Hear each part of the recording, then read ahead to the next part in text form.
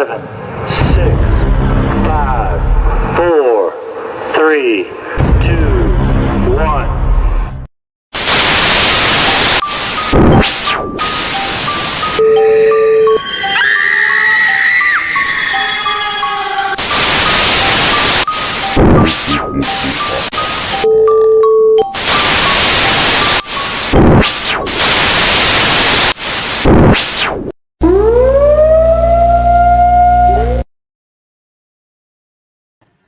What up, everybody? You get the JK as the intro. Welcome to Talking with the Source. Another beautiful Sunday, and we got some fabulous guests here. In fact, we'll bring them on in a minute. Just want to shout out Parapose. Thanks for letting us be on. Thanks, Brian Laverty. Hopefully you're out there watching. And also Global Ghost Hunts. They do a lot, and the team we're talking with was on in last year. So let me show the promo real quick of Global Ghost Hunts.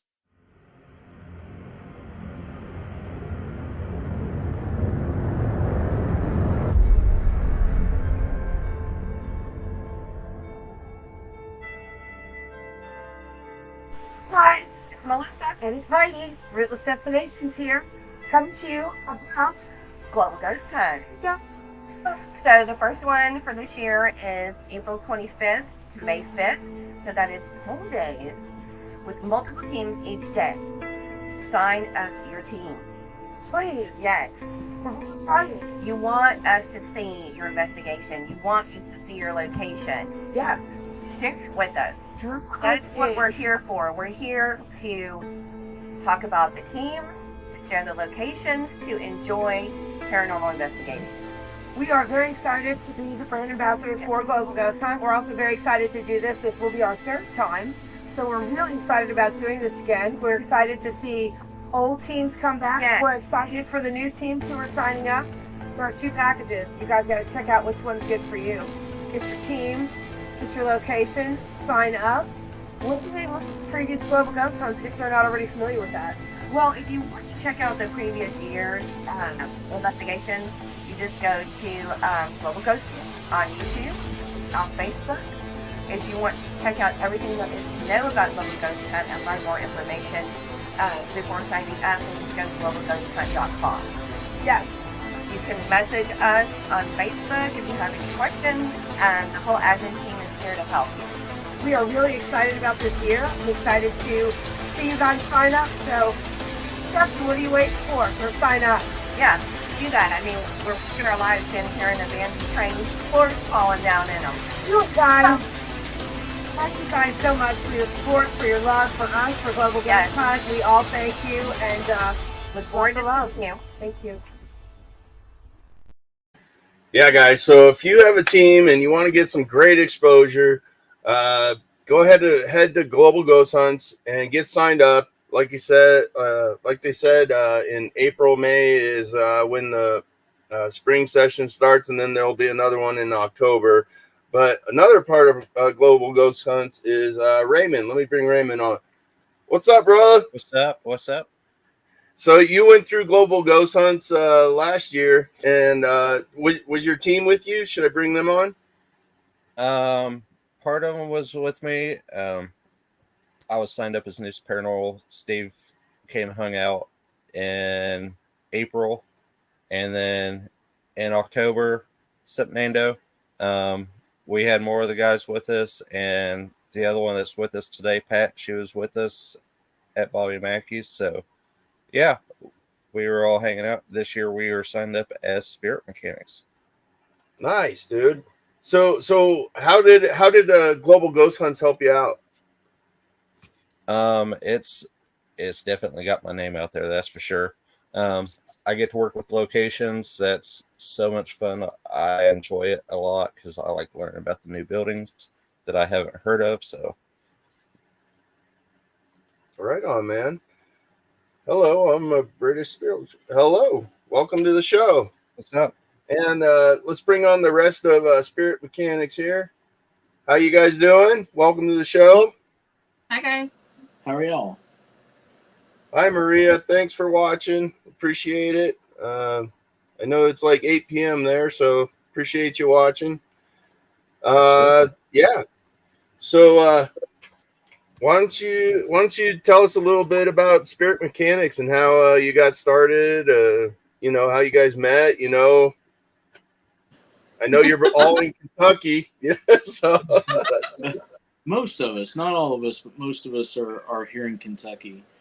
But we've been an official team for about 10 years or so. okay. And we are big believers in para-unity.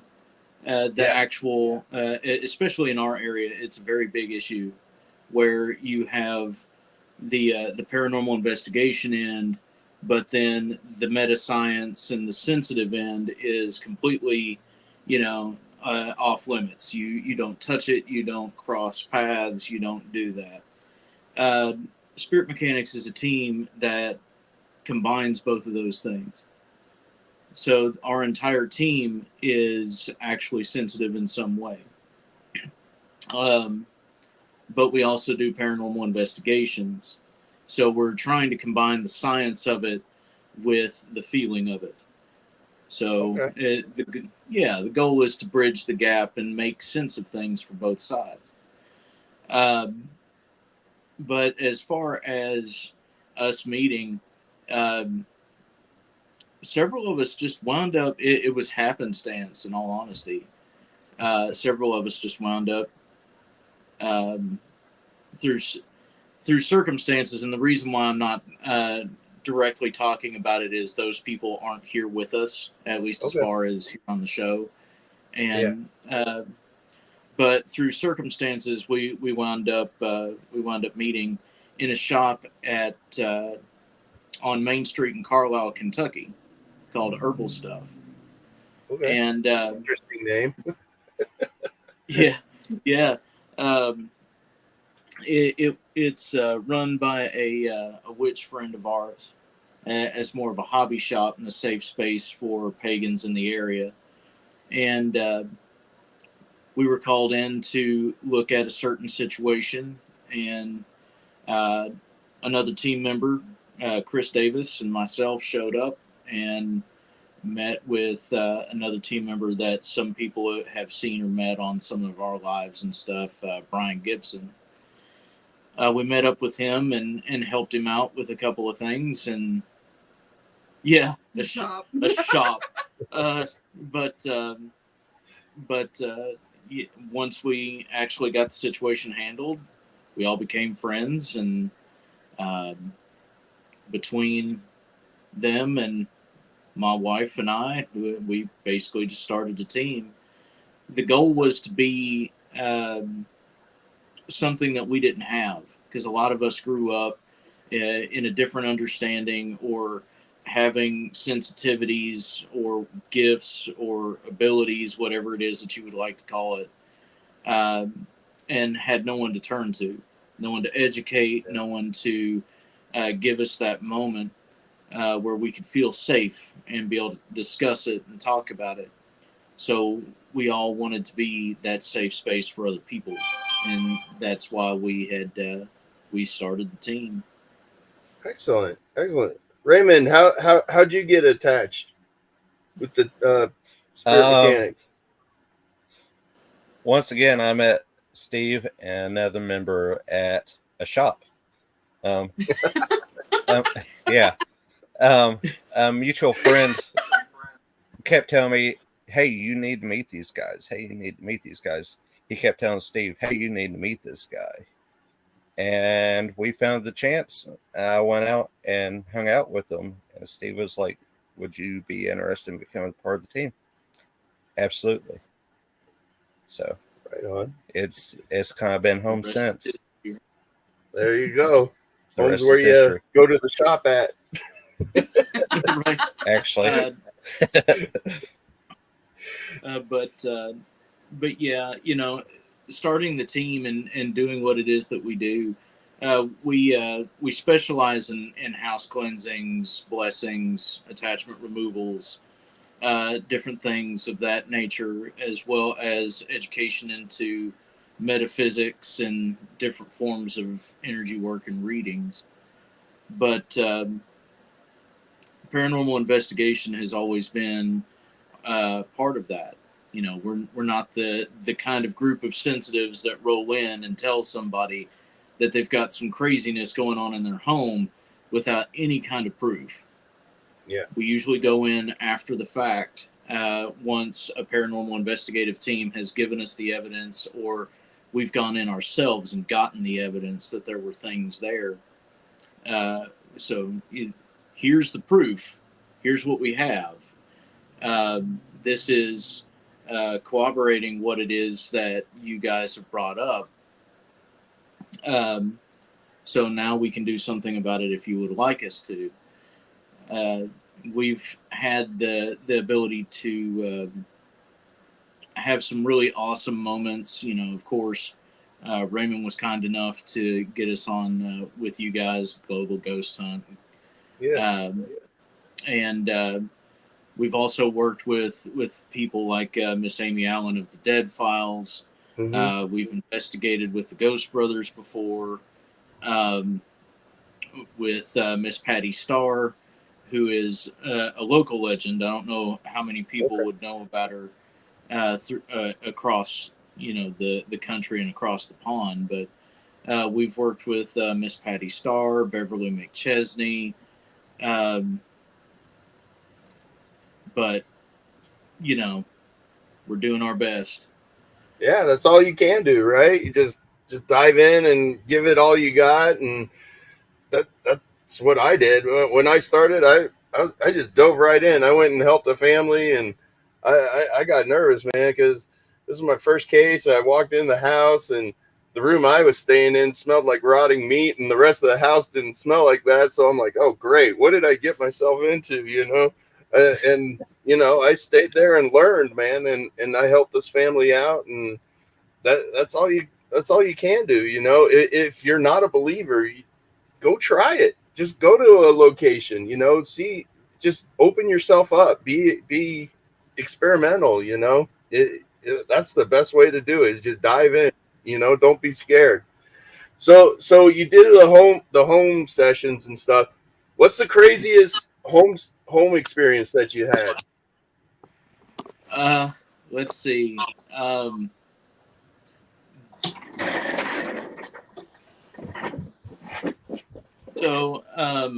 Sorry, I'm catching comments. Yeah. No, you're good, man. Got all the time in the world. But as far as some of the craziest things, I've been doing what I do for about 30 years. I've sat in on Catholic exorcisms. Oh, wow. I'm not trained by the Vatican. I am not a Catholic trained exorcist. Want to get that out of the way. Yeah. But I have sat in on them before. I've been trained in a bunch of different techniques of banishment, removal, and exorcism. And two of the worst cases that we had, one of them was local in Lexington, Kentucky.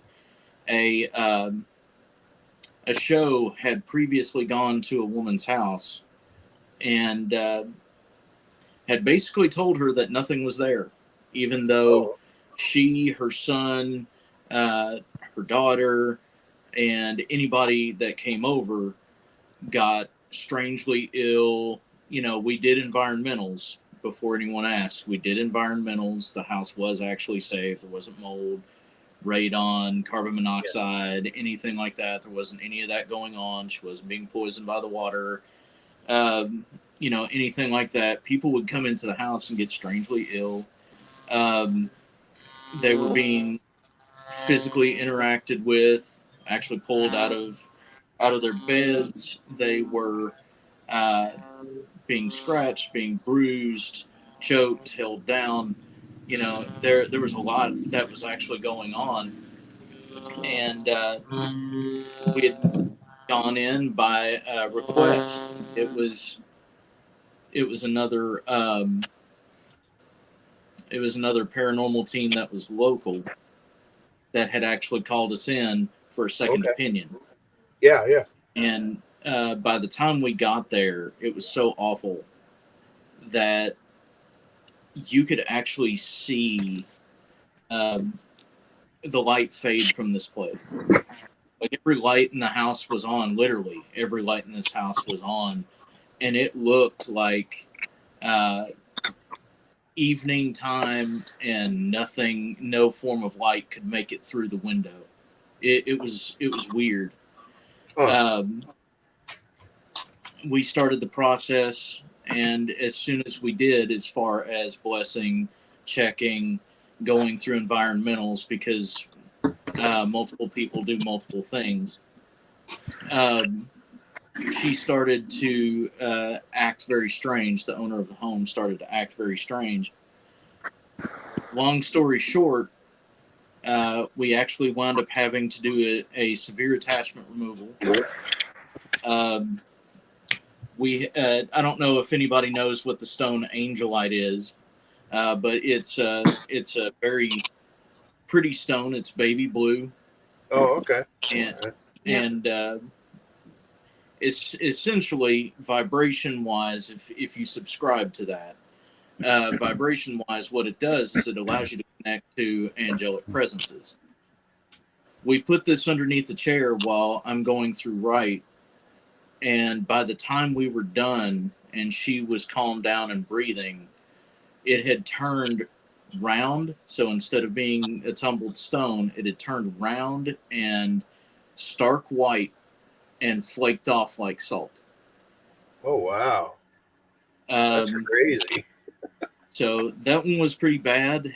We also had another one in Kentucky, just up the road, about an hour and a half. Same town as the shop where all this started. Shop. The shop. Where all this started. There was a gentleman who is still a friend of ours, and he knew that he was being affected. He knew that something was with him. If anybody knows what I'm talking about, he had an unwanted guest, and you know, someone invaded his space. But we go there with the same lady who runs the herbal shop. Let's call it what it is. It's a witch's hangout. But you know, the same lady that runs the herbal shop in town. We went there with her by her and his request. Same situation. You know, we go through the process of checking things, and he starts getting very odd. And by the time we go through the reclaiming, which is essentially where you go room to room while smudging and take your space back. While we're in the process of doing that, he literally goes, "It's time."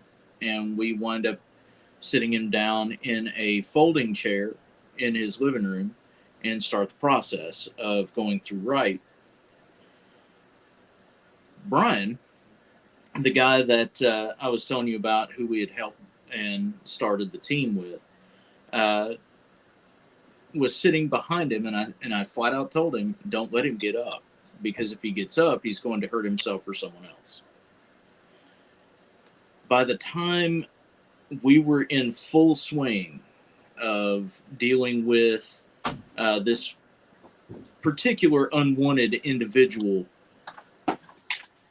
Brian had to hold him like this.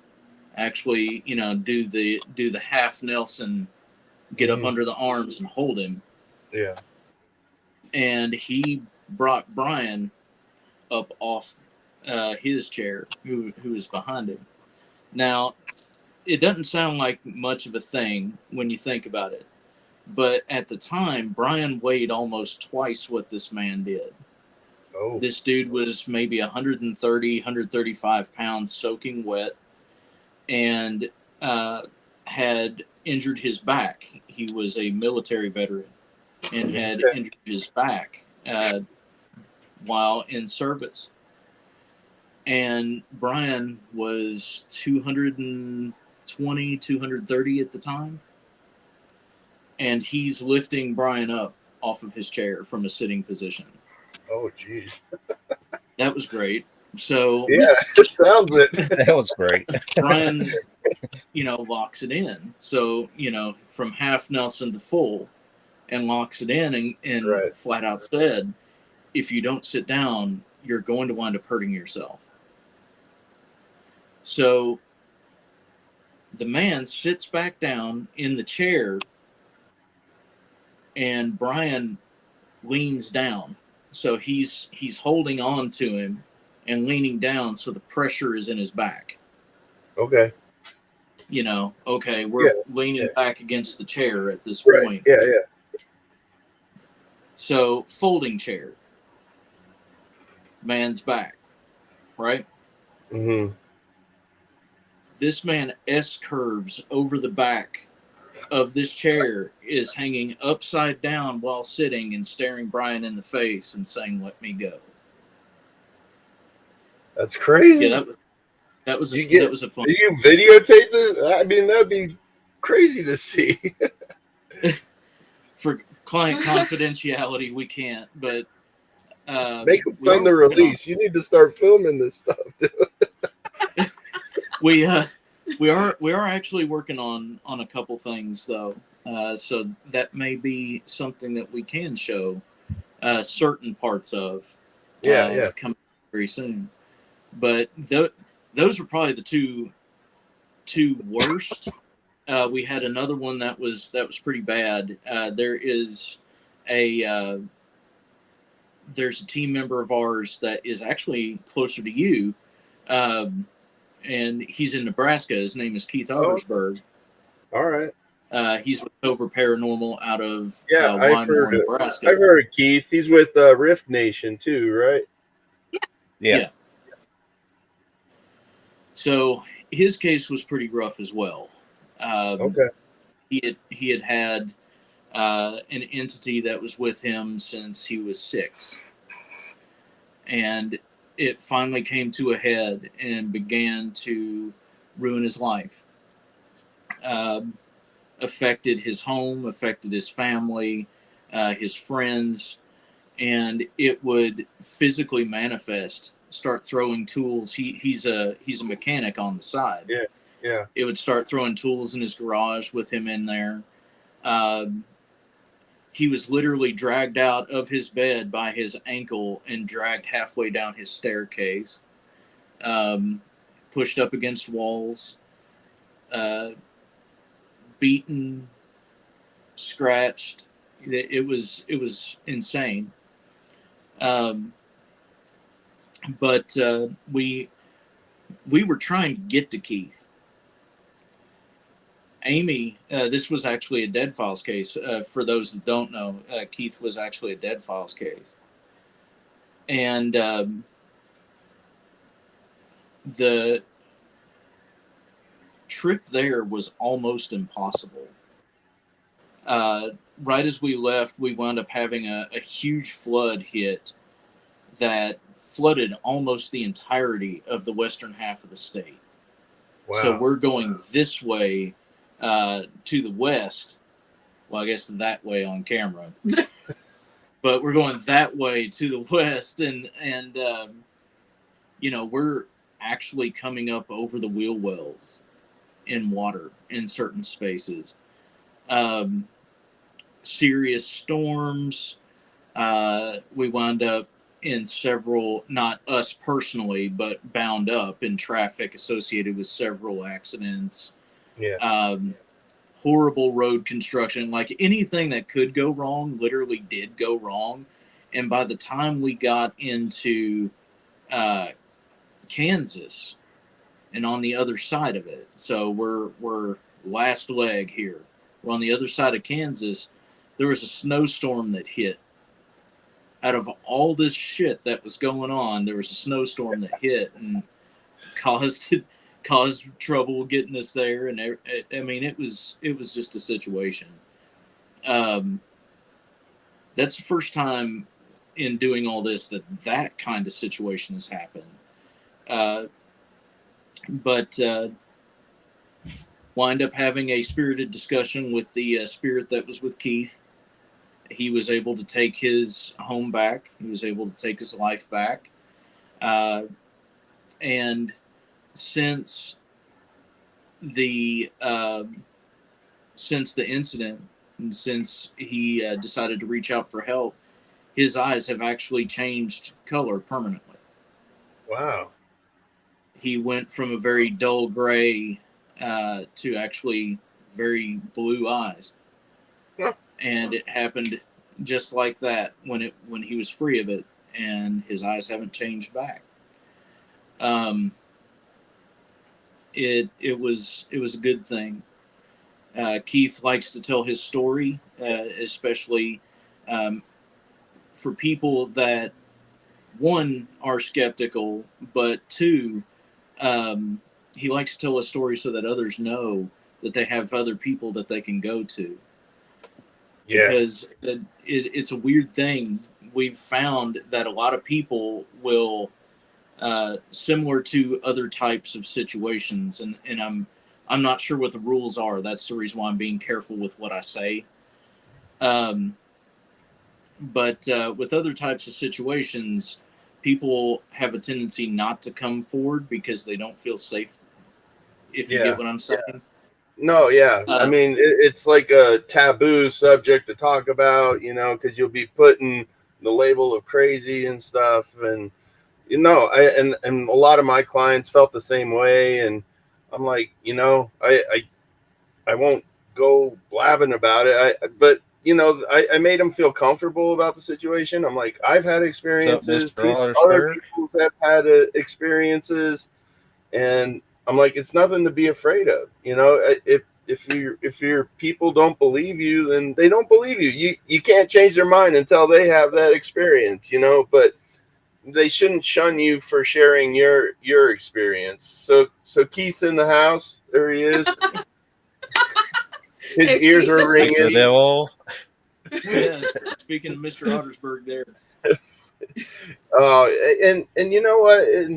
And I think a lot of the cases that I help, the people were feeling like they were crazy. Is this really happening? And for me to go into their homes and have myself experience the same things that they are, then that takes the whole weight off of the shoulder. And I believe that helps, in the process of removing the spirit or helping the spirits pass on. So let me ask you this: demons, yes, no? What do you think?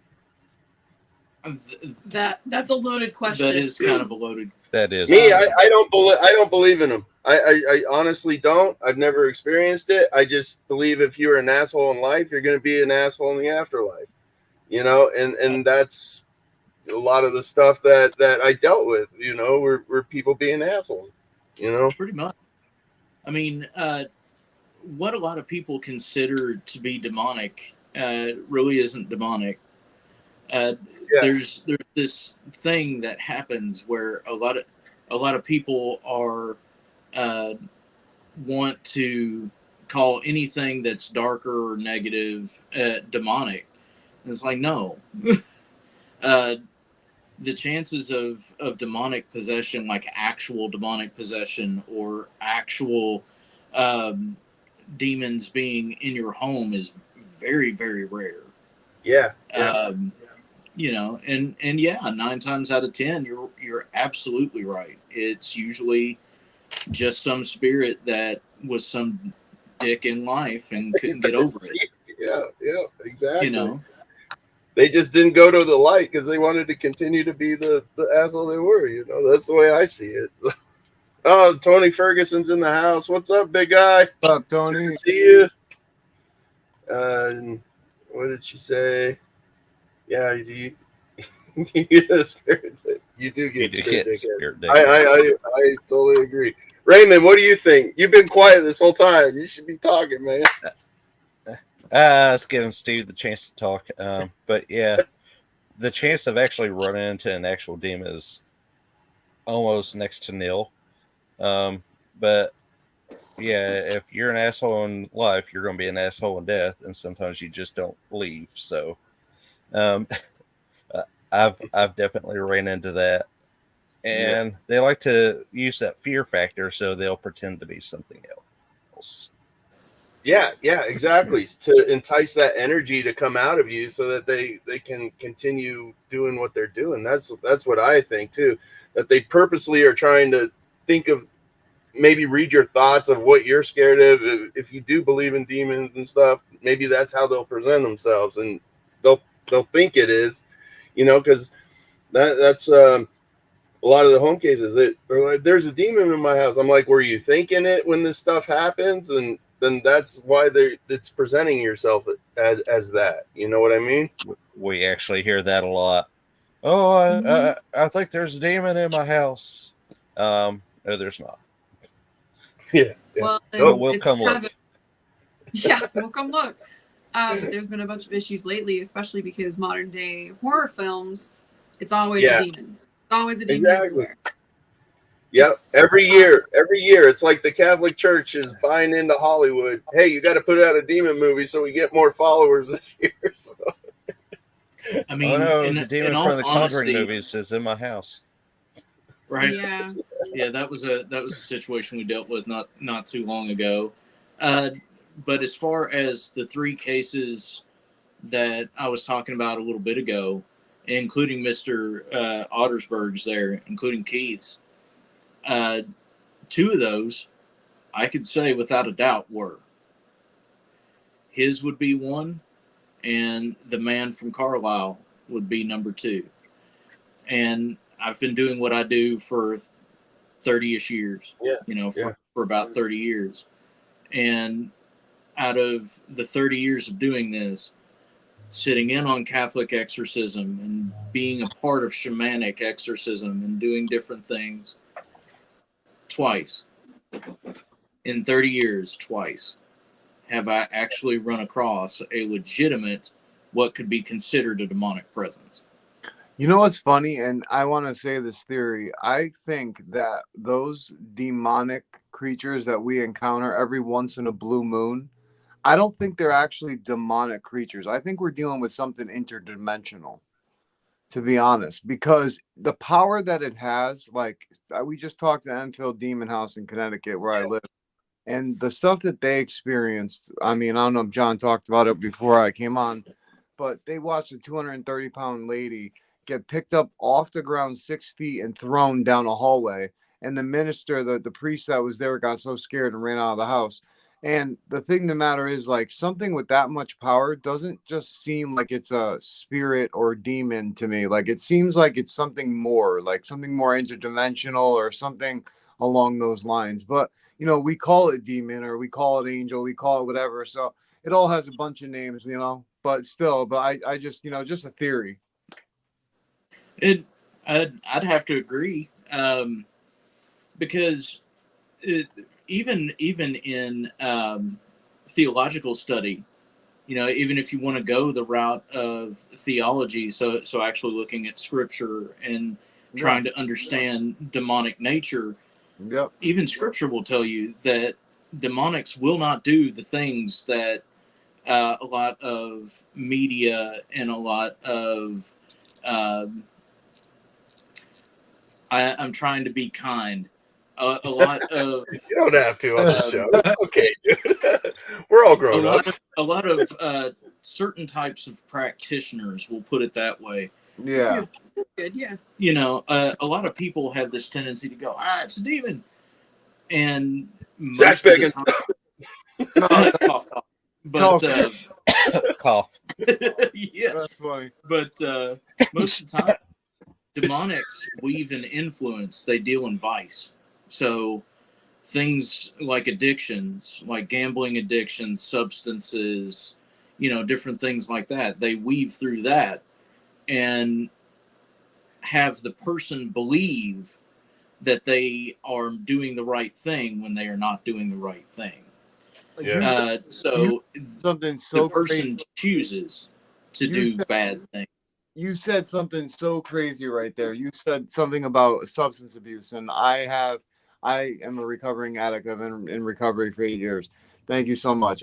But what I wanted to say is when I was 15, I had a Ouija board experience that was what I would call a demonic experience. Watched the planchette move without my hands on the planchette. I thought it was a joke. I mocked it because I thought it was a complete joke. I didn't believe in God, didn't believe in anything. And then all of a sudden, after that, I started to have a psychological breakdown where I had a mental breakdown. My attitude changed. I started to scream at the people that I loved, like got into fights.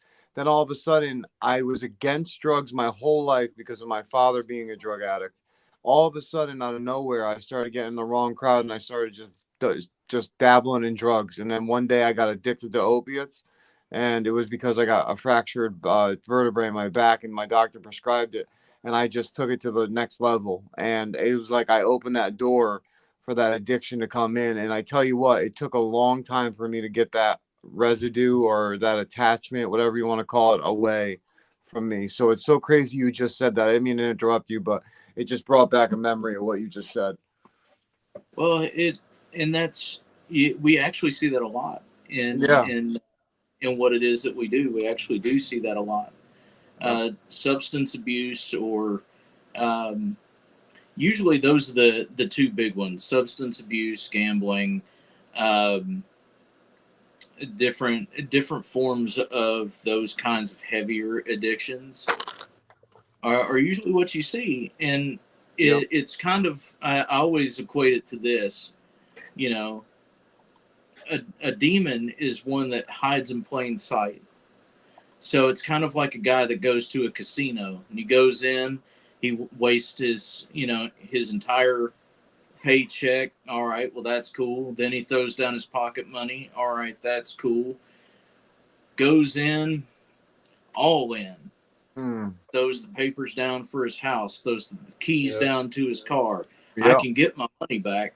And then goes outside after he's lost it all and goes, if I only had a 5 spot from somebody, I could win all that money back.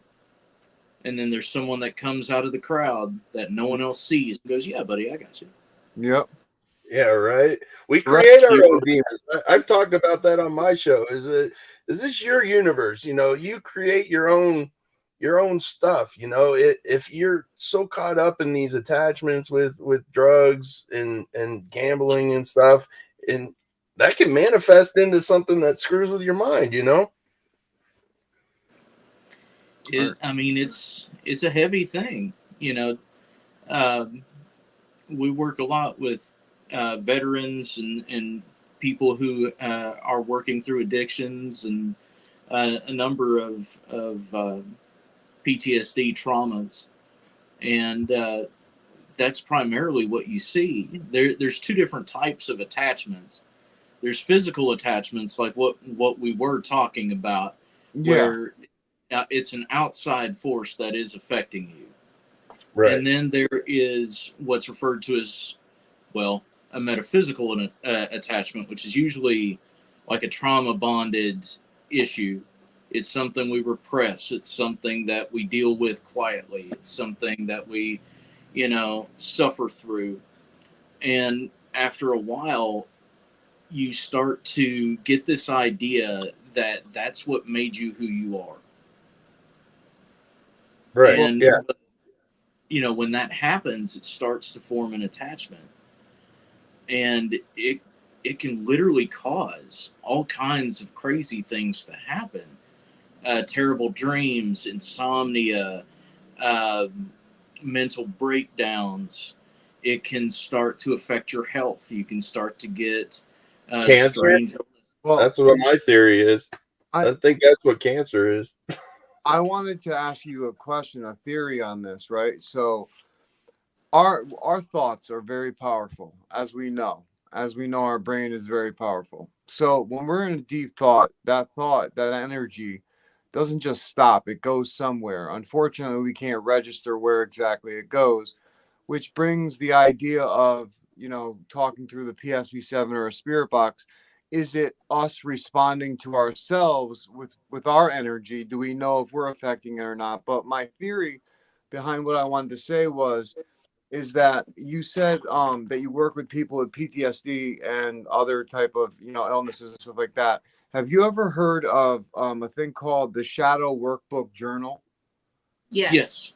Okay, well, I actually got this thing. I don't know if you guys have one yourself, but It's amazing what you have that you can learn in this, that somebody can grow from in this, that can help that shadow. And I feel like our thoughts, I feel like we can make these thought forms basically in our reality that can be a demon, you know, where we can create our own, like what John said, kind of, we can create our own demon to suffice and make it our shadow and make it literally hover over us and bring us down and give us illnesses, like you were saying. And I totally believe that. And I wanted to see what you guys thought of that theory.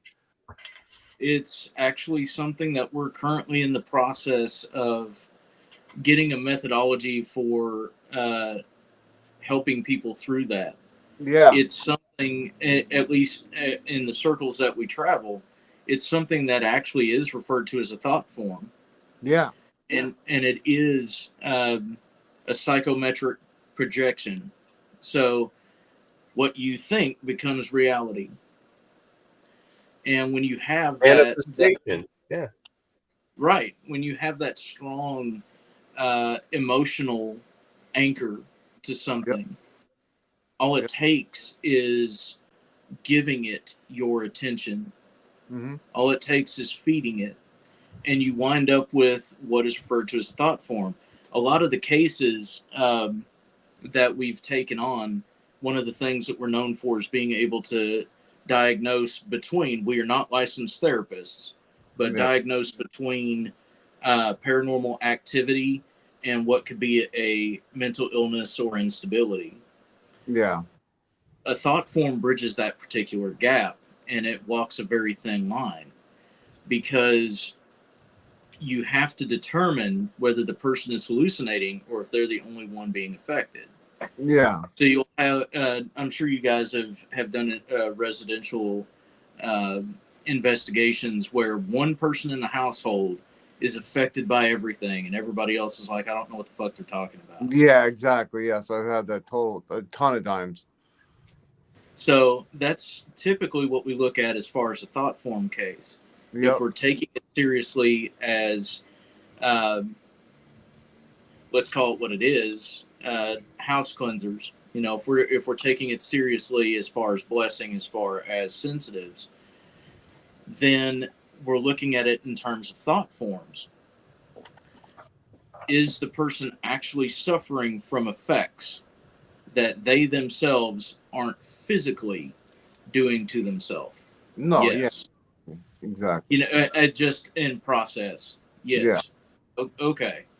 So now we're going to look into it. But here's the problem with the thought form. Because they are a mental manifestation, even though they are causing physical manifestations of bruising or some form of interaction, it takes them going to therapy to actually fix it. They have to actually go and take care of their mental health. Otherwise, it just gets worse. Yeah. And as it gets worse, that's where you get into the realm of tulpas, which is a thought form that is independent of the person that created it. Yeah. Mm-hmm. Yep. Yep. I heard of tulpas before. Yep. That's wild. That's wild you said that. That's so cool to talk about, because I haven't heard anybody ever say that to me before. So that's awesome. You have a lot of knowledge, my friend. So cool to hear it. Tulpas are cool. 30 years, bro. I know. Yeah. No. Listen. We've had people on the show that have had 45 years, but have never hit me with something that shocked the hell out of me like he just did. That was awesome. All right, let me tell you. All right, so and he's awesome. On the subject of the shadow work, like you were talking about, we actually have somebody that teaches a shadow work class. And I know somebody mentioned shadow, dealing with the shadow earlier. There are shadows and there's shadow work. The shadow work is basically like self-therapy. Yeah. We are working through the traumas that we have held on to since birth. Exactly. And that's the type of shadow we're discussing right there. Yeah, so no, exactly. I just want to clarify. Discussing too with the shadow work journal that I have here, because I'm helping a friend work through some abandonment problems that she's had from when she was younger. And I'm noticing that what she'll do is she'll go from one relationship and then she'll immediately find somebody else to comfort her. It's like abandonment thing, like everybody leaves, you know. And like I tried to explain to her, like, listen, that's, you know, something that stems from when you were a child, something traumatic that you need to work through. So I'm trying to help her in that way, because I know for me, I had to do shadow work, because I was holding on to some dark things where I was still having negative effects of these dark things, where I would get bad luck, or I would have something bad happen, or, you know, always happen in threes or something crazy, you know. So until I started working on it, things started getting better, you know. Yeah. Shadow work is awesome. It's intense at times, but sometimes because there's a difference between when you actually acknowledge your shadow and when you are thinking you're acknowledging your shadow. Acknowledging and accepting the things that created your shadow were two separate instances. Yeah. And the shadow work journals really help with the acknowledging, and then help bring you to the part of accepting, so that it's not you fighting against your shadow, it's actually you being at peace and no longer necessarily needing a full shadow. And that's one of the beautiful. Yeah, that's one of the things that AJ helped me with over these last years is, you know, I used to be such an angry person. I would flip like that because of my PTSD and stuff. But when I start to feel those feelings, all I say is, I am the light. The light destroys the shadows. That's what I just tell myself, and all that anger just goes away, you know. Like I was telling you, that's why I keep myself grounded all this time. You know, I love the tiger's eye. It just keeps me cool. Tiger's Eye is pretty awesome, I gotta say. It's pretty stellar. Yeah. And backing up just a little bit, to anybody who messes with Ouija boards, please close them. Please close the session. Yes. Say goodbye. Right. Yes. They're solid tools. They honestly are. You can do a lot with the Ouija board. The same as you can with the spirit board, a pendulum, dowsing rods, any of those communication tools. Even the SB7, even the spirit box. When you're talking through the spirit box, it's the same thing as a Ouija board. It's just more modernized. You know, they didn't have radio frequencies in the 1800s and stuff. So you just got to say. I beg to differ. I think the spirit box is a little more dangerous than the Ouija board because of the frequencies that are coming through that can give a wider range of things to come through. But it's the intent of how you're using it. Just like with this right here. This right here, even though it says 7+ years of age, doesn't mean it's a freaking game. You know what I'm saying? This is not a game. You know, so I try to tell people all the time, no matter what you're using, whether it's the EVP recorder or whether it's a spirit box or a Ouija board, like you have to have responsibility and understand that this is not a joke, you know. And it's hard to get that across to people because a lot of these YouTubers show it as a joke, and it's not a joke. Oh, they get fucked up too. I'm sure they get a lot of bad luck. Exactly. Oh, I'm sure, definitely. Yeah, with anything you're using for an investigation, it's always important to say, all right, I'm done. Thank you for your time. Now you had to leave, or you had to stay here when I leave. You know, our connection is now severed and you cannot remain. Yeah. I agree. I do it every session, every Tuesday when I do my live sessions. Always goodbye. I always say thank you and goodbye. It's always about respect too. You know, you always got to go and respect. Like you can't go in being an asshole. Excuse the language. You got to go in. You got to go in with respect, because if you go in being a complete, idiot, you're gonna get treated the same way. And you're dealing with human souls, and like it's just like dealing with another. Right? They're gonna disrespect you, and it's just it's just how it is. Absolutely. That's it. I mean, Stephen Patoya, anytime. I mean, AJ, you've seen me investigate too. I literally sit down and have a conversation with people. Yeah, I take my time to talk to the spirits and be as respectful as possible. Yeah, and it's like, I'm just here for a story, so whatever you can tell me, I appreciate. Exactly. So we're going to sit and have this conversation. Yeah. But I tell you what, I have to say though, I can't believe the amazing work that you guys do. I give you guys so much credit in what you do. Like that's not easy, So God bless you guys, and may God honestly like protect you and keep you guys doing all the work that you guys can be possibly doing to help all these families, because you guys are doing amazing work. So keep up the great job. Seriously. So if somebody needs help, what's the best way to get a hold of you? Like, So there's a couple of ways that you can get in touch with us. One of them is our Facebook page. You can send us a DM. We answer within 24 hours, and we start the process with whatever's needed. Sometimes if it's a local thing, we can ask that you come to our shop. Yeah. Yes, we do also have a shop over in Lexington called The Missing Elements. You can find it on Google. So you can come to the shop and make an appointment. You can send us a DM on Facebook. You can also email us at Mechanics. No, not that one. It's info@spiritmechanics.com. Sorry. Yes. The other other email. Almost got one more time. One more time. No, I'm just joking. That was good. That was good. I like that. But you can also reach us through the website, which is spiritmechanics.com. So. Yep. Absolutely. Awesome. Well, thank you guys so much. I mean, I really appreciate you guys coming on. I'm sorry that I took a minute to get on.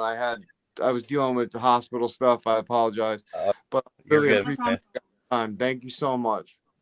We appreciate the chance to come on. Absolutely. It's been fantastic, actually. We'd love to have you come on if you guys would love to come on. Yeah. Absolutely. Sure. Absolutely. Just tell us when. Just get up Maybe, with me. We'll work maybe at the shop. Yeah, meet us in the shop.